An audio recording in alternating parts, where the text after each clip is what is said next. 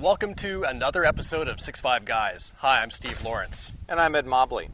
We're here at Rock Lake Rifle Range near Cheney, Washington to do our fall training exercise, which we, every now and again, you guys know that we try and get out and get some good practice out in the wind in field conditions. And we go into each of these field training exercises with a specific agenda in mind. And so wind, number one, we don't get nearly that much wind in Western Washington, so we always take advantage of those conditions. But then secondly, there are a lot of natural obstacles around here, like rocks and stumps and tank traps and barrels. Well, not that I would call tank traps and barrels natural, but I think you guys understand what we mean. And in matches, you can't go up and kind of test your position. You just got to know what it's going to take to get up there and get a steady position. Yeah. So that's what we're going to focus on, is just getting up there and just seeing how that works. Yeah. Now we have a couple of big matches to wrap up this season. In the next month and a half, we have the Precision Rifle Steel Series hosted by Doug Warfield and Rock Lake Rifle Range. That is taking place next weekend, so it's fortunate we're here to actually get a little bit of practice in. And then in about a month, we have a match over in Wenatchee, Washington, which is the Precision Rifle Series finale for the top shooters in the Northwest. Again, very windy venue with all sorts of interesting geographic formations to do all sorts of weird things with the wind. So again, what we do today is going to help us there as well.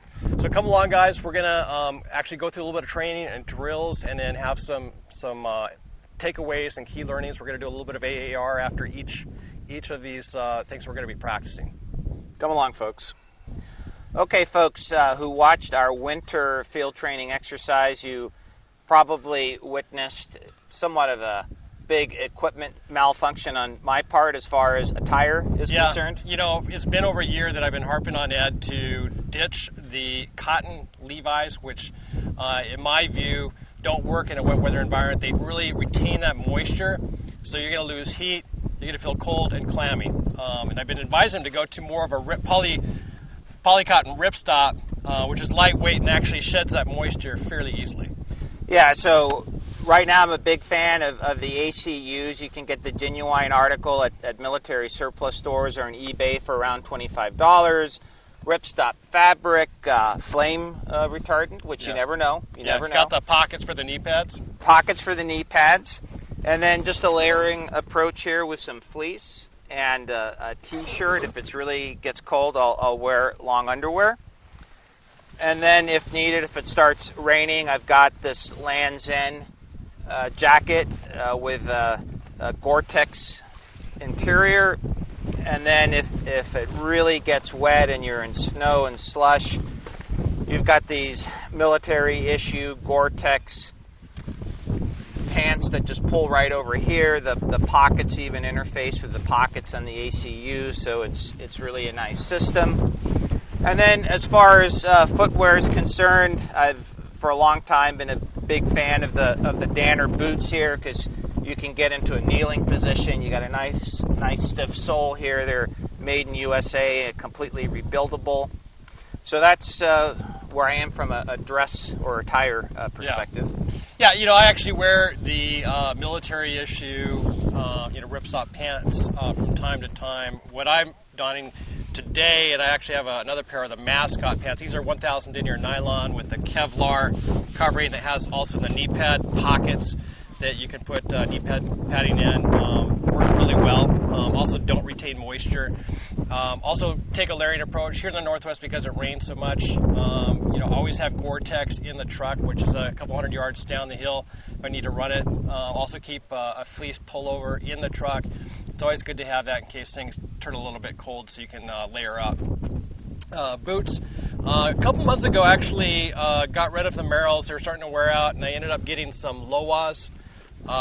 Really comfortable boot, high quality boot. We'll see how these last. But when you're out here hiking around the hills, it's good to have a good boot. Other than that, long sleeve polyester shirt just to get some UV protection from the sun.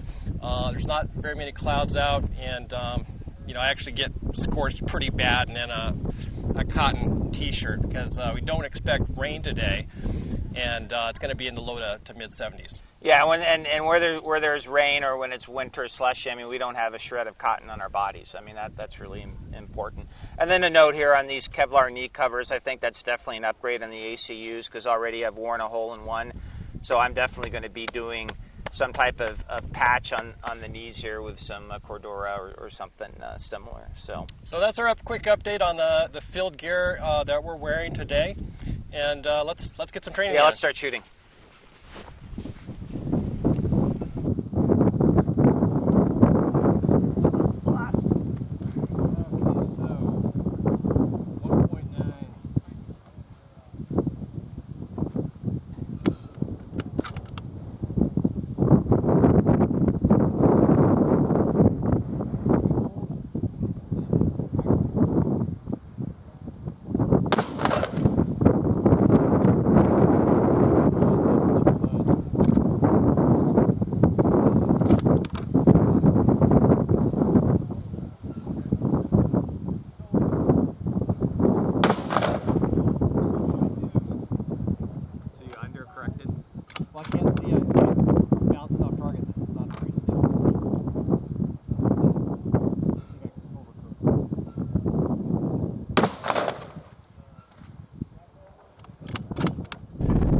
You know, for me, the main takeaway as far as getting to these different positions was trying to practice wind calls for the targets at various distances. To me, the biggest takeaway was going with the measured wind at location on the high average side. So.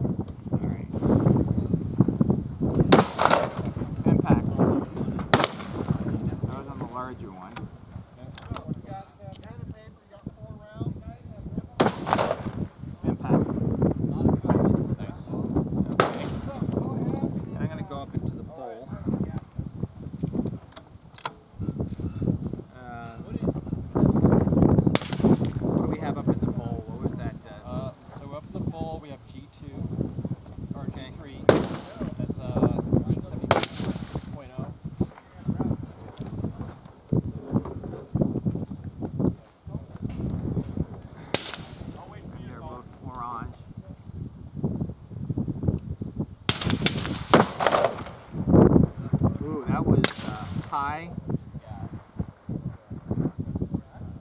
When did this go? It was high. So I tried different positions to see which ones would give me the most stability. And again, I was looking for positions that I could get into in a reasonable amount of time in a match.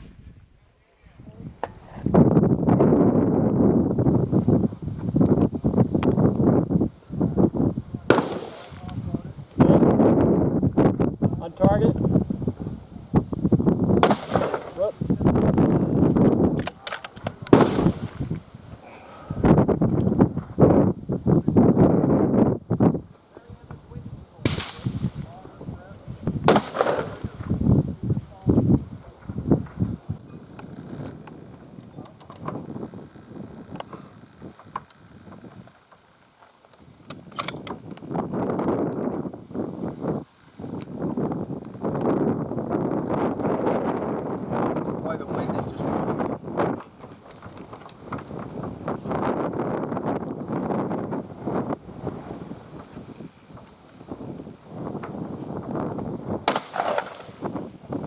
That was off to the left of my rifle hit. Yeah, about 10 o'clock. It was moving.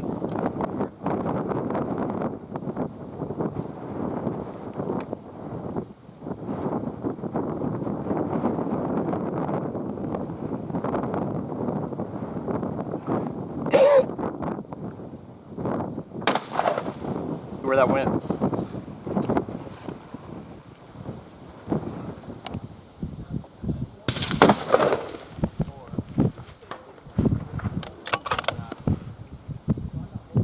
Another one.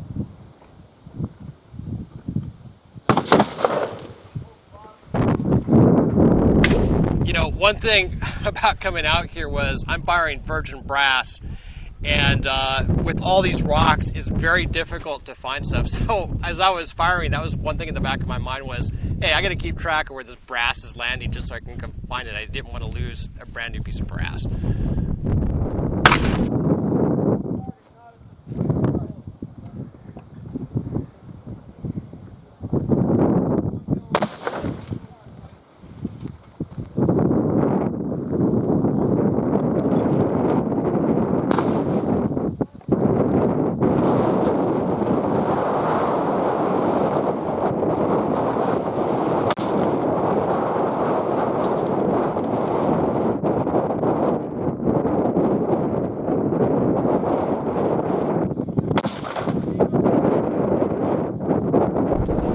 You know, this location that we're practicing in typically comes up in these matches, and they always do something different. You never really know what to expect. So for me, what I wanted to do up here was try different positions, different techniques, building a stable position quickly to get off different shots.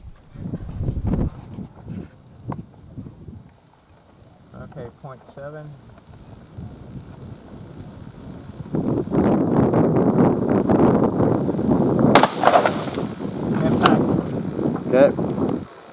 Okay. Oh, that's a convenient brass catcher. Did you see that? Yeah. So, want me to take it up the hill?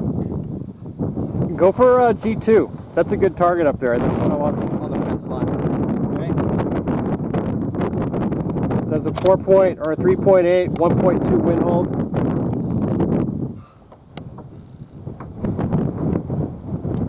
But on my rifle, right, you said track. Well, no, I already took that. I already took the 0.2 off for you. And what wind hold? 1.2. Probably like a full value on that. That's those ribbons just. That's a 10 mile per hour 1.2. Okay. I'm gonna go for that small rectangle next to it. You said 1.2. Yep.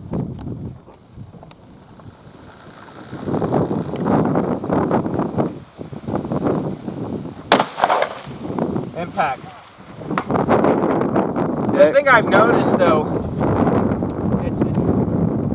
boy, the wind's really picked up.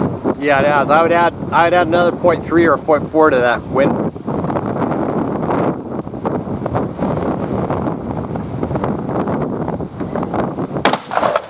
There you go. That's it. I held the mill off the left edge. Let me try that again.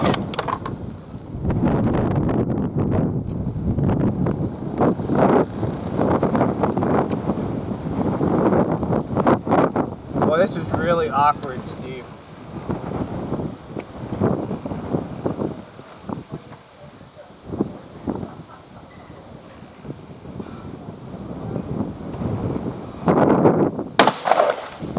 Oh, that was high. That was off to the right. Yeah, it looked high too.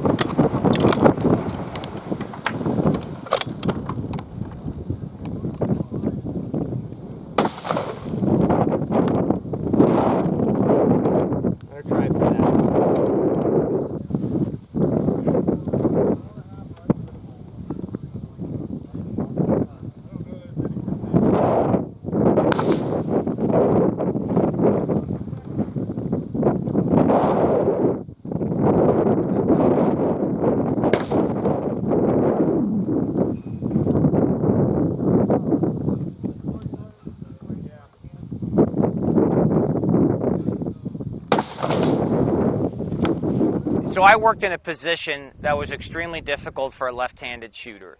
And what I took away from it is it's not going to be my best position. It'll be good enough if I encounter that position in a match. And that's really that right hand barrel over there, because as a left-handed shooter, you're fighting gravity. And I think that's really the lesson. I could probably spend all day trying to optimize that, but sometimes you're just going to have to realize there's a position that's not going to be your strongest, and you just learn to do well enough and move on. As far as my win calls, I felt pretty good. I think I was reasonably on with that, and it was pretty consistent.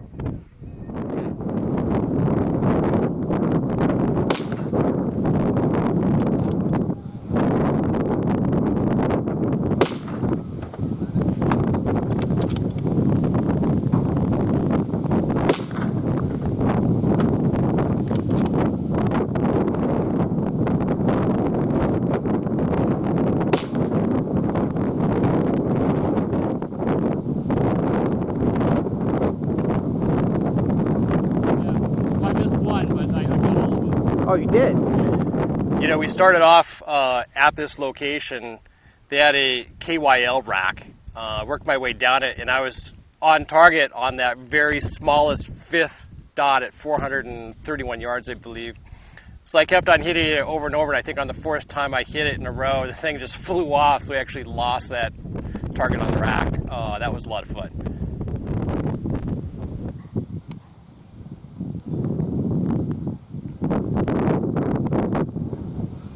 Rolling? Yep. Okay, now that one.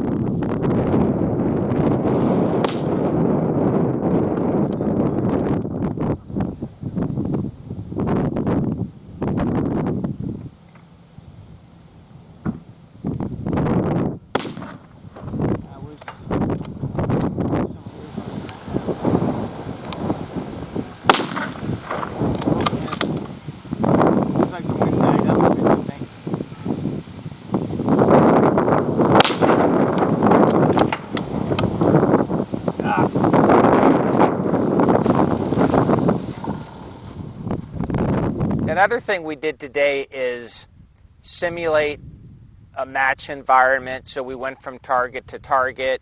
We did some Kyle rack drills with confirmation target, which added a bit of stress to it.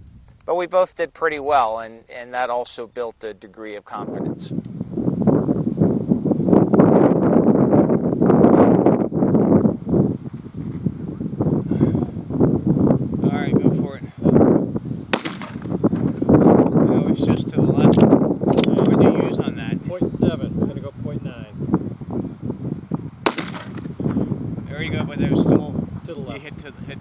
So yeah. I should have used a 1. So okay, I would assume like a 13 mile an hour wind. Yeah, so you did 0.9. I used, but I should have used 1. I'd use a 1.25 or something.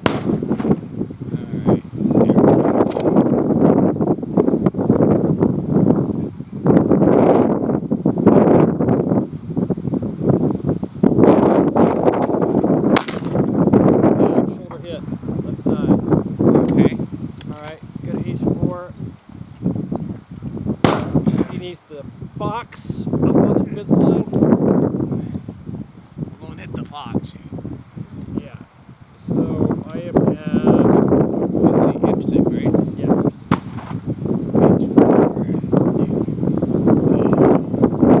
Okay, so 1.1 for 10, 0.9. So we're probably going to go 1.5 or something.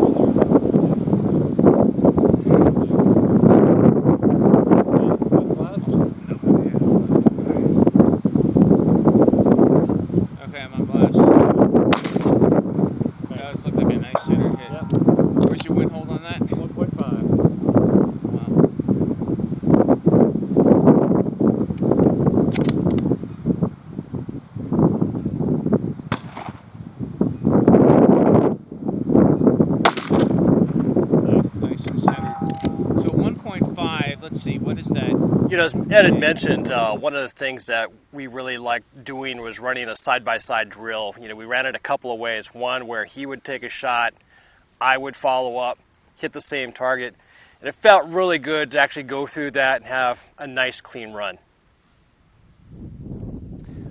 One thing that's been a challenge for me under field conditions is dealing with rapid or significant changes in elevation, shooting in a valley, then shooting up high on a hill. And so Steve has been using a pretty large bag as his rear bag. And so I tried that today, and actually it worked pretty well. So that's a takeaway from today's shooting session. I just need to practice a bit more. It's like almost 15. That's about a 15, yeah. Yeah, mile an hour hole. That's interesting.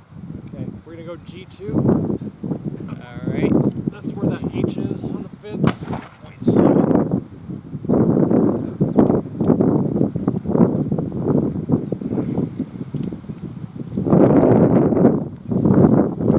0.7.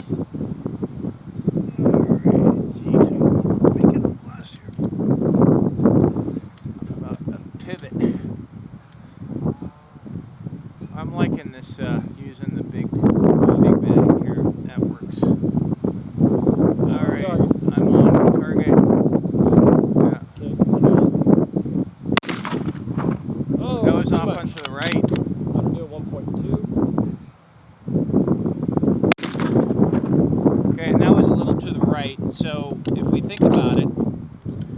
1.2 is a little to the right. That's about a 10-mile-an-hour wind hold. Yeah, it was. Yeah, exactly. It's about a 10. Yep. Okay, I'm on glass. Okay, I'm gonna do 1.1.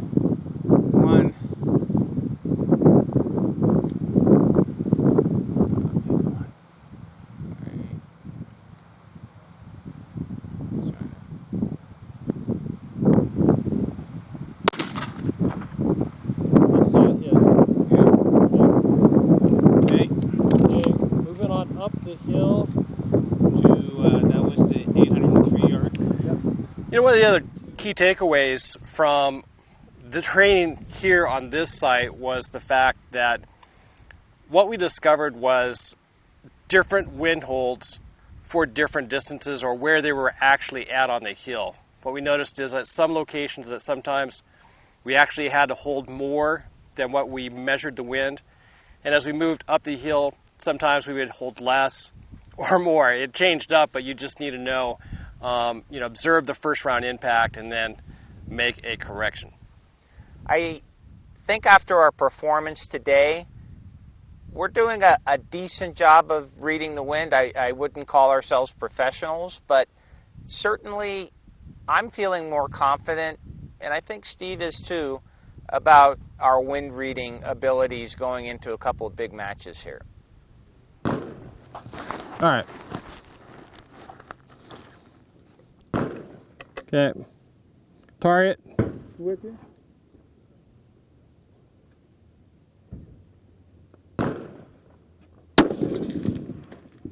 Just off right side. That's correct, about 2/10 right.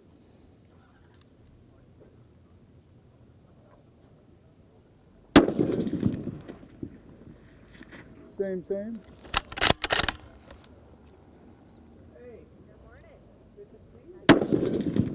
There we go. There you go, little right shoulder. Out. I think we might have a little pickup with some wind, that's why I'm pushing you off to the right. Ah. Gotta just send 2 more.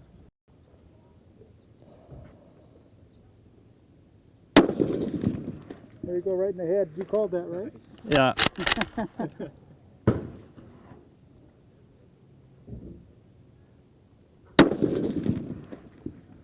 Centered up right. Cool.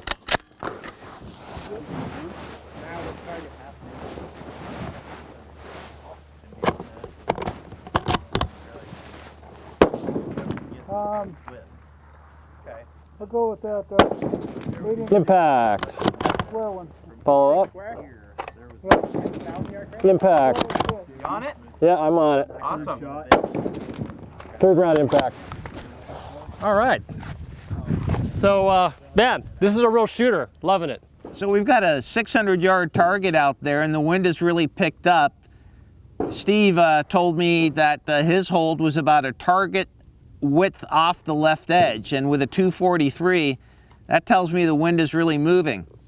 So I'm gonna give that hold a try and see how we do.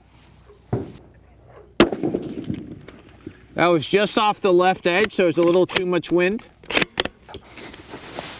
I'm gonna bring it in a little bit.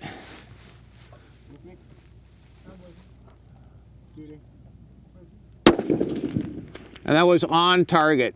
Nice. I'm gonna do 1,000 yards off the barricade. Nice.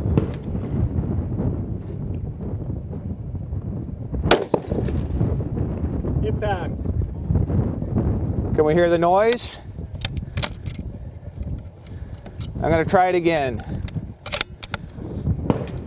That was like, when my trigger broke, I was about 1.2 off center.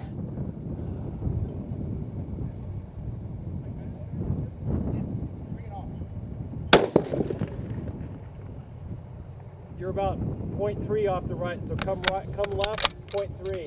Okay, I'm gonna do 1.5 off the center.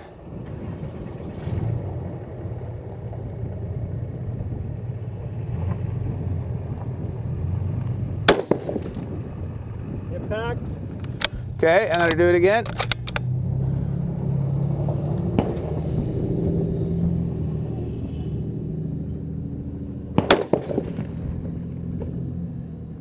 Impact. I'm gonna do it again.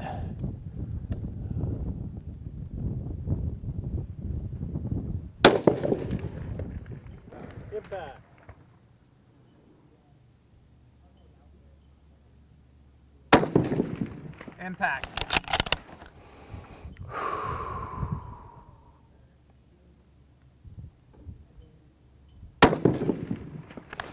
Mike, off the left edge, come in 0.3. Impact.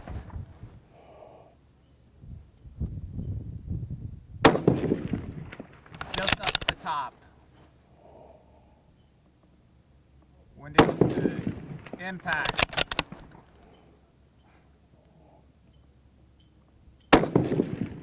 Impact. Center hit. Changing positions.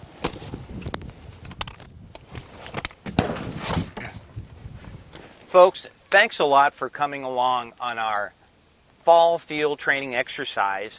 Actually, it was one of the longest field training exercises we've ever done. Well, a couple of weeks, right? I mean, this is all, when we get out into the field to do training, it's all about the wind.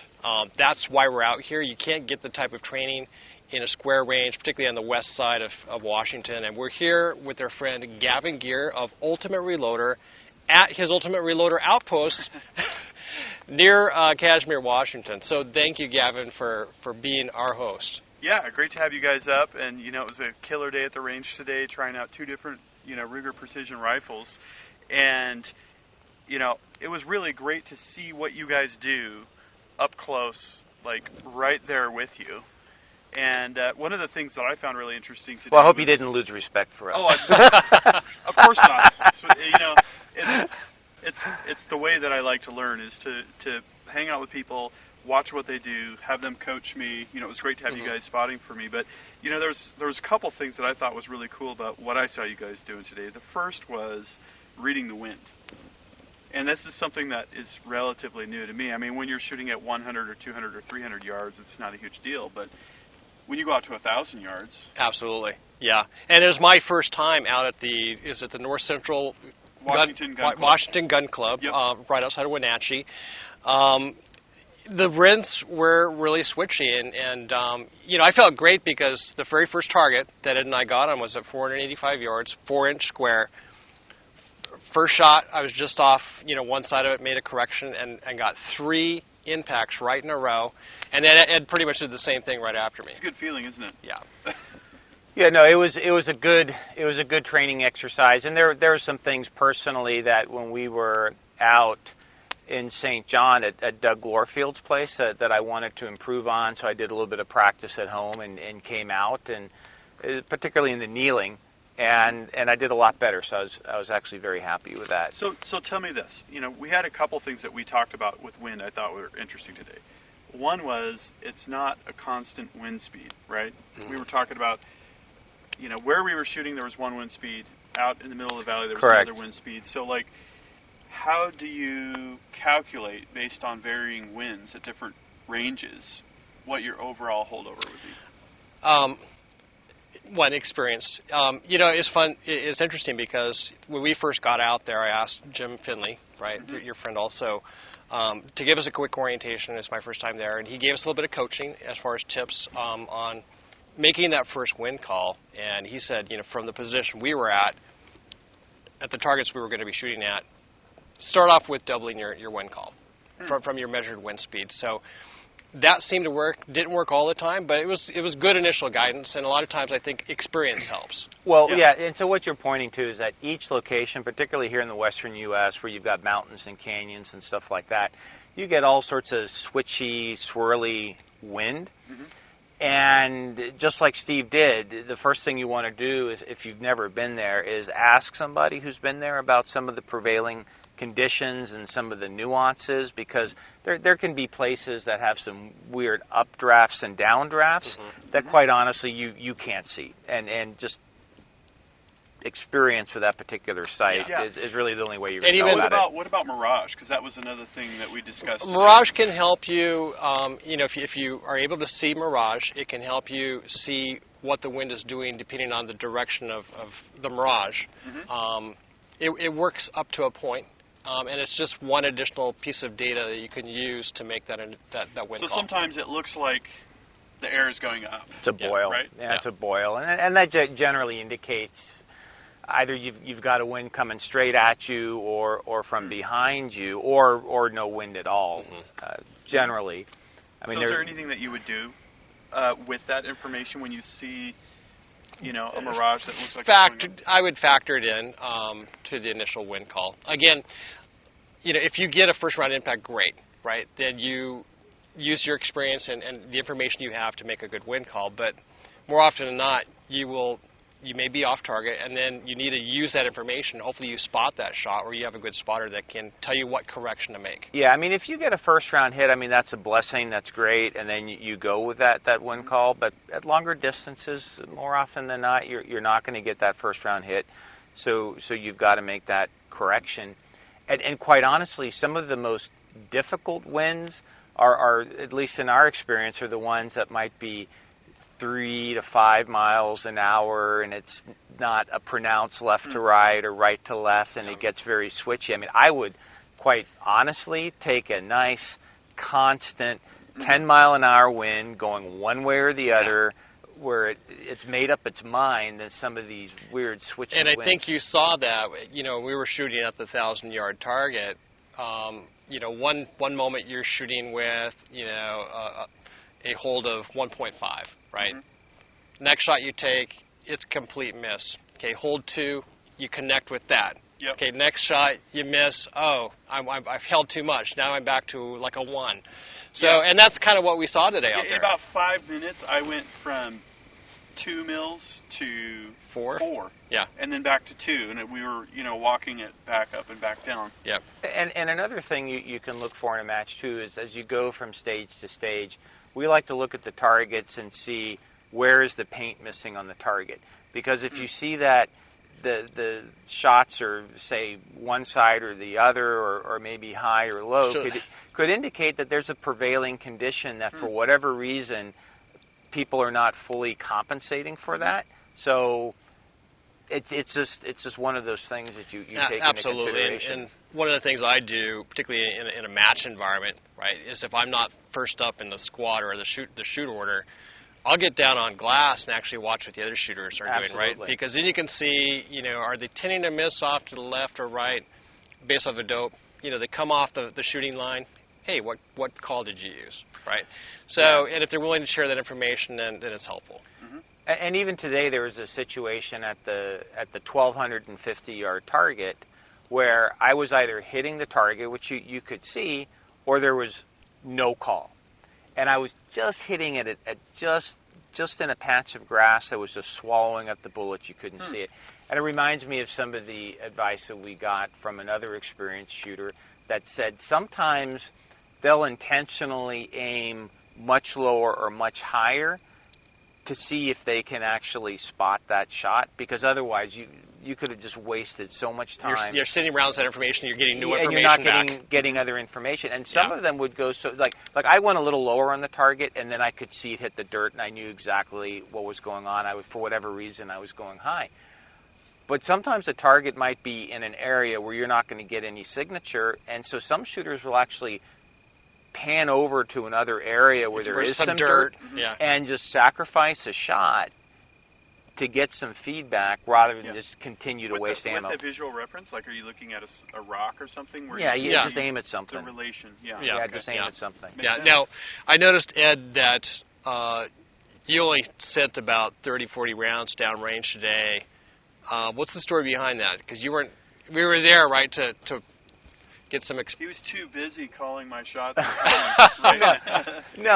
So my barrel is getting close to replacement, and so I don't want to overshoot it. We got a big match coming up in a couple of weeks, and so I use those shots carefully to confirm where I was at various distances. And so you might say, well, wait a second, then how did you really get some benefit from the trip? Well, you don't have to shoot to learn about the wind, because what I was doing is Steve was shooting or other shooters were shooting, and I was like, okay, what was your call? What was your wind call? What worked for you? And then I was standing there with the Kestrel and measuring the wind at the firing line, because I really wanted to verify that multiplier that people talk about at that particular facility. So I didn't shoot a lot, but I still got a lot of benefit, and then I also dry fired. Well, I was really impressed with the barricade shooting, because you were shooting at, was it 1,000? It was 1,000 yards at that point, kneeling. And I was like, wow, this will be interesting, and then I just heard hit, hit, hit, and I'm thinking, wow, it's one thing when you're on the ground, when you're prone and you're on solid ground, you've got your rear bag, everything is locked in. Tell me about what your thought process was and what your technique was to be able to pull that off. Well, that was one of those areas when we were out at Doug Glore Fields. I was shooting kneeling, and I was getting this left to right oscillation. Mm-hmm. I couldn't figure out what it was. It was just driving me crazy. So what I did is I just spent some time practicing at home, just evaluating my position and dry firing. And today I just wanted to see if my practice paid off, if I had solved the problem. And I figured, you know what, I'm going to go big or go home. So I was like, you know what, I'm going to shoot at the 1,000 yards, because if it works, it's going to be really impressive. And if it doesn't work, well, it doesn't work. Well, fortunately, it worked, and I felt really good. It rebuilt my confidence, because some of the problems I was having at Doug's, it was kind of creating that negative mental attitude, and you just can't have that. For me, this really was a confidence booster. We were able to connect several times with that target at 1,250 yards. Same thing with 1,000, even though the wind was really switchy. So speaking of connecting, your muzzle brake connected with my hair. I felt my hair literally get knocked back when I was shooting next to you. Well, there are more obnoxious muzzle brakes too that are available. Yeah. So actually the ones we're using now are actually one of the tamer ones. I mean, that's one of the big drawbacks of muzzle brakes. If you're not oriented properly, it's really bad news. And also, if you forget to wear hearing protection, it's really, really bad. I had one time where I had my muff up on my head. I shot my AR-15. The brake is right diverting it back, and my ears were ringing for days after that. It was horrible. So I'm a big believer, and Steve, you do the same thing as well, I believe, is double hearing protection. So we've got those MSA Sordens, and then a set of the earplugs underneath there, and because they're amplified, that they work just fine. But yeah, when shooting a muzzle brake, or when you're particularly when you're next to somebody shooting a muzzle brake, at least for me, or in a confined environment, like in a shoot house, it just amplifies things. Yep, we do that with Jim's 50 BMG. He'll take that up here to the Ultimate Reloader outpost. And that explains the brass, the 50 BMG brass I saw laying around. Yes, it's a lot of fun, but you need that extra level of protection when you have a shockwave like that. Either way. Right. Well, Gavin, again, appreciate you inviting us up here for the weekend. It was great training, a great experience. Had a lot of fun. Guys, if you liked this video, please be sure to give it a thumbs up on Facebook. Share it with your friends. If you have any questions or comments, leave those below. We'll get back to you. And check our Twitter feed. And check our website, 65guys.com, because we will have a detailed write-up, as we have for all our videos. And remember, folks, life's an adventure. Stay on target. Right on.